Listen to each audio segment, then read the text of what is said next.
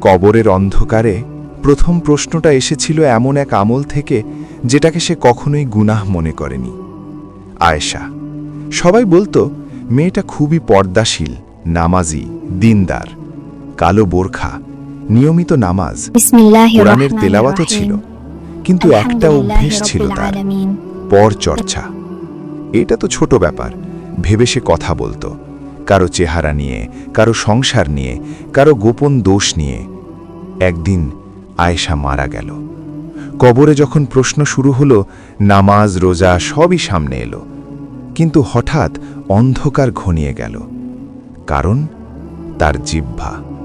যে জিহ্বা দিয়ে সে আল্লাহকে ডাকত, সেই জিহ্বা দিয়েই সে বান্দাদের সম্মান ভেঙেছে। ফেরেশতারা বললেন, মানুষের অধিকার নিয়ে আল্লাহ সহজে মাফ করেন না। যে গুনাহ তোমার কাছে ছোট, হয়তো কবরের কাছে সেটাই সবচেয়ে বড়। পর্দা শুধু কাপড়ে না, জিহ্বাতেও পর্দা জরুরি। গীবত এমন গুনাহ যা আমল খেয়ে ফেলে। মৃত্যুর আগে নিজেকে ঠিক করো। এই কথাটা যদি হৃদয়ে লাগে, তাহলে নিজেকে বদলাও আর ভিডিওটা শেয়ার করো।